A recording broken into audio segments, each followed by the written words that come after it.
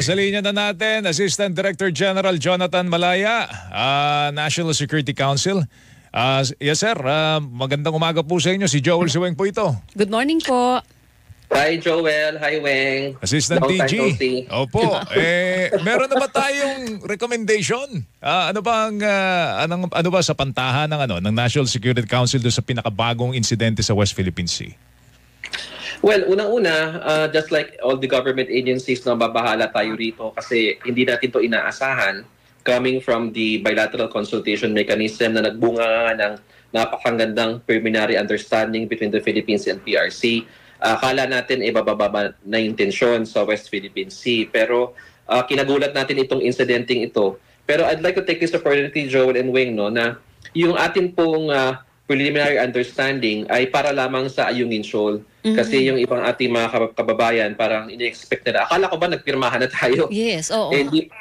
Ito po ay applicable lamang doon sa resupply mission natin sa Ayungin Shoal. And yung Baho de Masinloc pala, hindi covered sakop. dyan, Assistant DG, no? Yes, that's true. In fact, ang Baho de Masinloc, hindi naman part yan ng tinatawag na Kalayaan Island Group.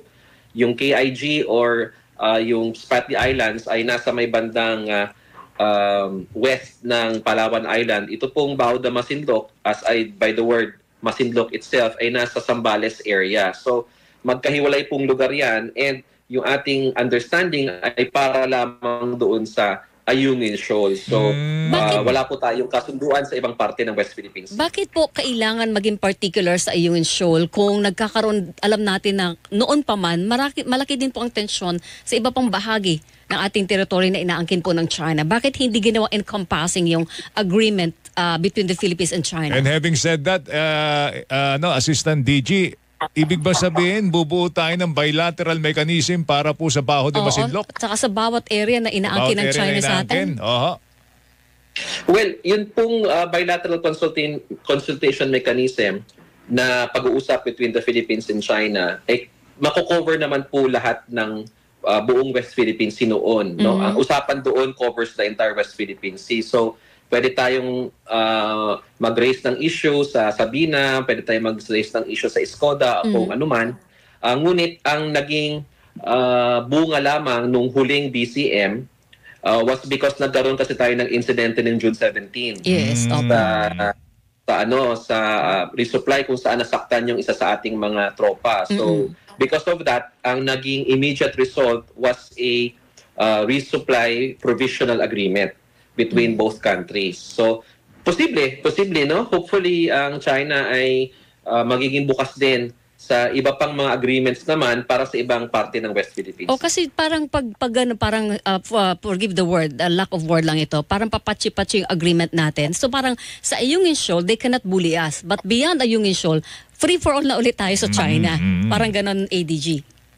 Well, Weng, yun nga yung gusto nating matapos na kahit noon pa. Kaya kung maalala nyo, may tinatawag na Code of Conduct Negotiation. Opo. Itong Code of Conduct Negotiation, supposedly ito yung sasaklaw sa buong West Philippine Sea as iba pang parte ng South China Sea. Ngunit hindi umuusad Ang tagal ng negosasyon, tayo yung nangungulit na gumalaw na ito. Ngunit ang China hindi naman ganun kabilis as much as we want. Asan na po ba yung Code of Conduct ngayon, yung negotiation doon? Asang punto na tayo doon, ADG? Ako nga, nakalimutan ko na rin kung ano nangyayari doon Kasi parang, tagal na. Parang nawalan na ng interest yung mga tao dahil taon na ang inabot But as I understand it, every now and then, may usapan naman daw, maybe we can get more updates from the DFA. Pero on our part, wala kaming updates as of yung now. usapan dyan sa Code of Conduct, between the Philippines lang po and China ito, or meron tayong iba pang mga, kumbaga parang nagmo-monitor Kasi gusto nila bilateral consultation lang di ba? Ayaw nila ng multilateral.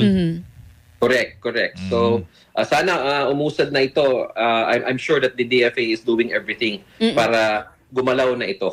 Kasi ito yung sasaklaw sa buong West Philippine Sea and South China Sea. Ngayon nag-iba na yung yung ikangay tensyon, yung laro ng tensyon natin diyan sa West Philippine Sea, ADG.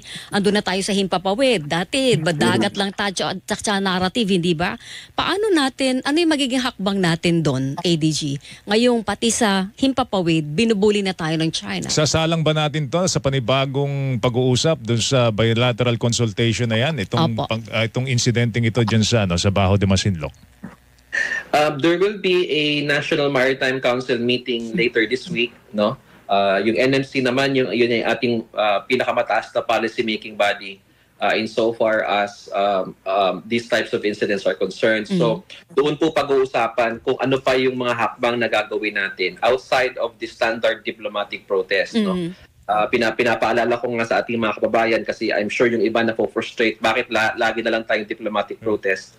Yung diplomatic protest po ay ang unang hakbang pa lamang, no? Kasi that's a formal notice kasi to the PRC na alarma tayo at nababahala tayo. And that's a message that we sent to China, not necessarily to deter them, not necessarily to change their behavior, but just to register our objection. So kahit alam ko yung iba na-frustrate bakit tayo file ng protesta, part po yan ng standard diplomatic practice. So we filed that, and then the NMC will be discussing the matter later this week, at doon po mahuhubog natin yung sa tingin natin yung appropriate response to this latest air incident over Baho de Masinloc. Kasama na po siguro marahil doon, ADG, yung possibility ng pag-calibrate natin ng diskarte natin sa maritime patrol sa himpapawid, 'di ba, via air. Kasi ngayon na naging mapangas na ang China, ginagamitan na tayo ng mga flare. Tama po 'yan. Pero kung iisipin mo rin kasi, Weng, parang part and parcel na ito nung kanilang bag of tricks. Kahapon nga sinabi ni Secretary Chodoro na we agree na siguro masanay na rin tayo sa mga ganitong mga pangyayari. Primarily, and when we should expect it, dahil itong klaseng galaw sa ere, para lang din yung ginawa nila sa dagat, no? Yung paggamit ng laser, paggamit ng water cannon, no? Hindi lang sila makapag-water cannon sa himpapawid, no? Sa ere, kaya dinadaan tayo sa flare, no? So it's the same illegal, coercive, aggressive, deceptive actions that they have been doing at sea na ngayon ginagawa naman nila sa ere. But you don't believe, ADG, na yung China will go beyond yung mga ganitong klase na sabi nyo ay bag of tricks nila ng pangahara sa atin. Hindi na lalala pa sa mga klase na nakikita natin ngayon na harassment ng China. Well, it's difficult to say kung this will become, this will further escalate, no? Pero sa tingin ko, this will definitely not lead to a full-scale war. Kasi ngayon, yung ating mga kababayan parang natatakot sa isang full-scale conflict between us and the People's Republic of China. Sa tingin ko po this is just standard ICAD tactics on the part of the PRC. Kung ako ang tatanungin, ang pinaka-issue ng China will always be Taiwan. Kasi Taiwan yung kanilang unfinished civil war, di ba? Hindi nila natalo completely yung Kuomintang kasi lumipat ng isla pamuntang Taiwan. So yung dalawang bansang yon claim to be the legitimate government of the Chinese people. So I don't think China will ever go into war with the Philippines just because of the West Philippine Sea. Ang issue talaga nila is Taiwan. And sinabi na rin ni Xi Jinping yan many times na the reunification with Taiwan is a primary objective of the Chinese Communist Party. Okay. All right. Meron ako isang punto na ihabol. ADG, meron pong decision ng Court of Appeals na merong dalawa na di umano'y surrendery ng NPA. Tapos nagpetition sila sa Korte Suprema. Hiniling po nila na magkaroon ng writ of amparo and habeas data. Kasama ka doon sa mga napetisyon, hindi ba, ADG? Oo nga eh. Pero ang sabi doon sa petition, pero dininay po yun ng Court of Appeals, hindi po ba? Kaya lang may utos ang korte, kailangan daw pong imbestigahan yung allegations ng dalawa na sila ay para sinubject to mental torture ng AFP, pinasulat ng affidavit, pinilit sila na mag-affidavit na sila sumurrender as NPA. Well, unang-una, Weng, tama yun. Idinawit pa ako dun sa kaso.